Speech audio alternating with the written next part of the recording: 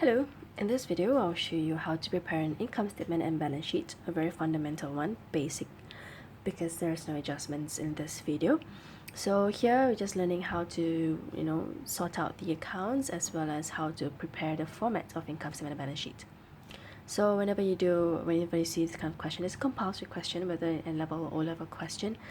And here we have got traders who started Trish Snack Hut on 1st January 26x6. This is a workbook question, so they use X as the year, but in actual exam questions we will never have X, so I'll change all the X's into 1.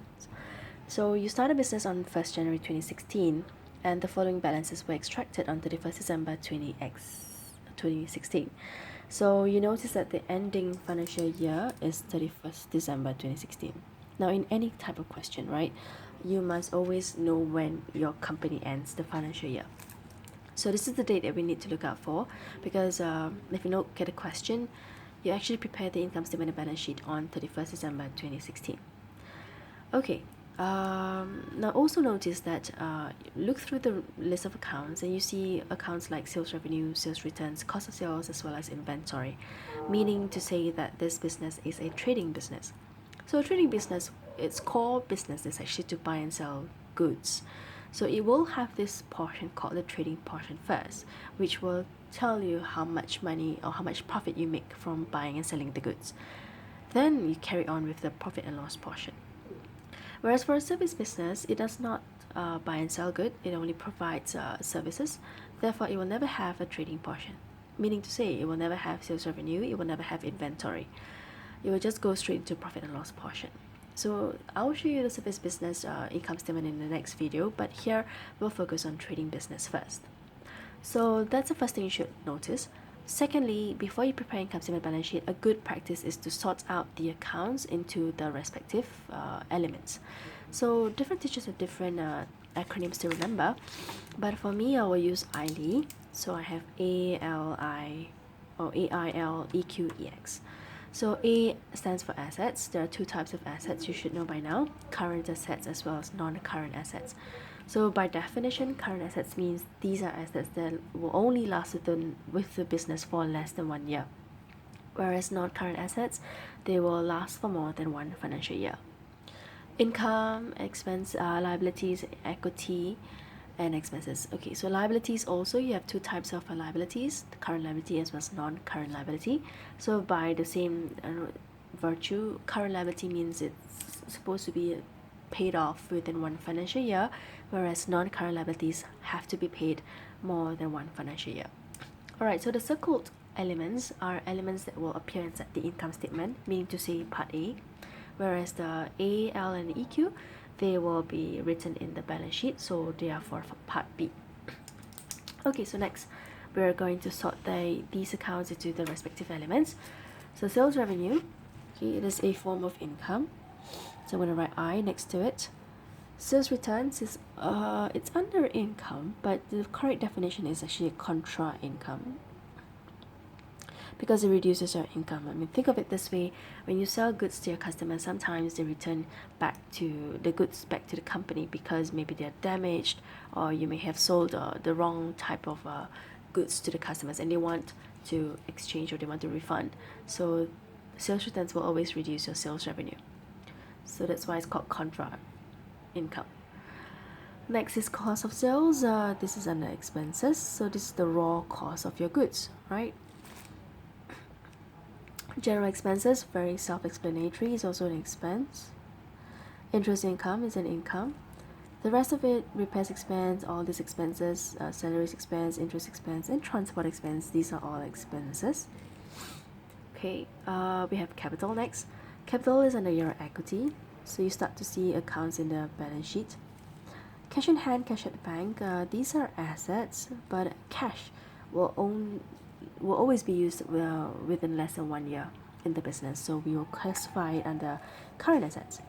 Drawings is actually your equity as well, but is what we call contra equity, because when you draw out, when the owner draws out from the business, it always reduces the equity in the business, so it's contra equity. Equipment is a form of asset, but because you buy equipment and they're supposed to last in the business for a very, very long time, so we will classify this under non-current asset. Likewise, for fixtures and fittings is also non-current asset. So you buy tables and chairs, they are expected to be in the business, be used by the business for more than one financial year. Long-term loan, whenever you see loan, okay, loan on its own, it is under liabilities, but because it is long-term, so that means the business will pay it off after one financial year, so non-current liabilities. Trade payables, a form of payable. Payable is always a liability, and trade payables basically are suppliers that the business owe money to, and the business has to pay to the suppliers within one financial year, so it will be current liability. On the opposite side, trade receivables is customers who owe us money and they are expected to pay us back within one financial year. We don't want them to owe us for a long time, so this will be current asset. Inventory is a form of asset as well, and we do want to sell off the inventory as soon as possible. We don't want to keep them and make them outdated, so this will be current asset.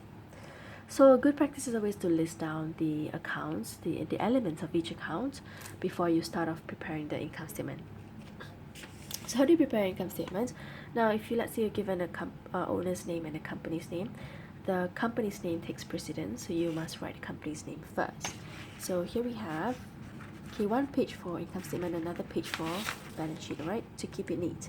Next, we will always have the title. Since you're preparing income statement first, you always have to prepare income statement first. You can prepare both concurrently, but I will show you step by step here. Income statement for the year ended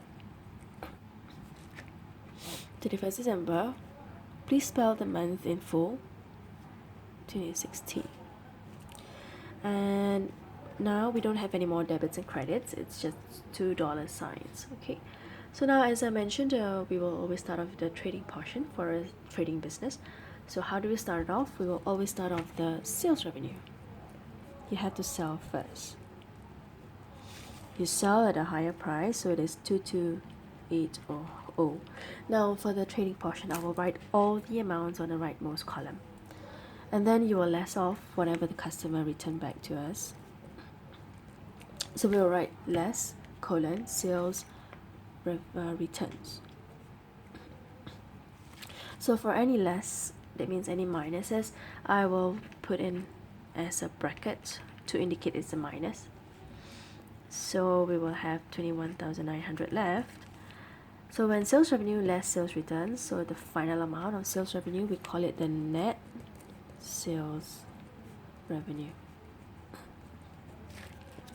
Alright, and thereafter we will have the less of the cost of sales. Cost of sales again is the raw cost of the goods that you sold, and we will minus it away. Okay, it will always have to be in this order. Sometimes you may not have sales returns, so you can skip that line altogether and skip net sales revenue. So you will just probably have just sales revenue less cost of sales, right? Then you just have this last portion here, what we call the gross profit. So gross, in another word, another synonym would be raw profit, the raw profit of the business. Okay, it will be of a certain amount, and that would be 9640. Okay, so the main business, the core business, currently has a profit of 9,640. Now next thing is so trading portion is up to here, sales revenue up till the gross profit.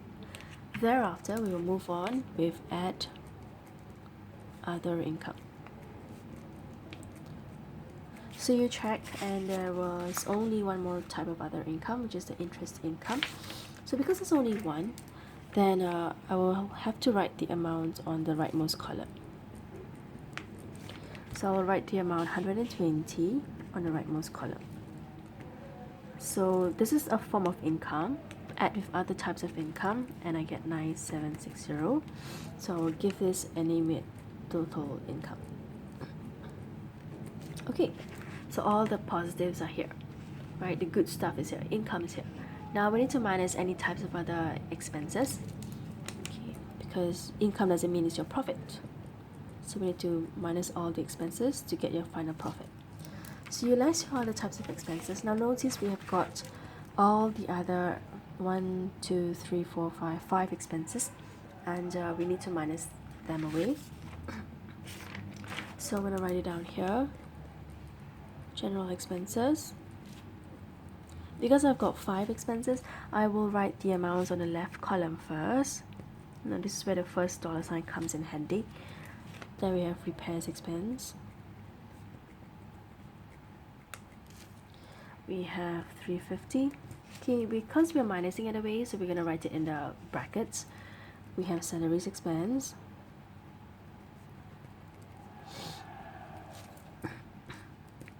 For 200.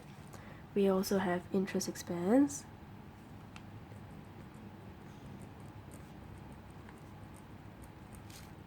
That would be 16,000.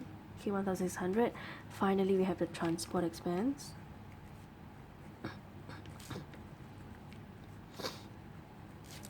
We have 2,500. So these are all the other types of expenses. We will subtotal it. This is where you do this, right in the first column. Subtotal, you get 19230. So this will be your total expenses. So total income less away your total expenses to get your final profit. Now you notice that your expenses is way too much than your income.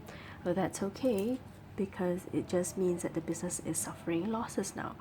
So after you minus away, and you all have just 9,470 in a negative amount. So you put the amount in brackets to indicate it's a negative amount, and instead of writing profit for the year, we will name it as loss for the year. Right? Simple.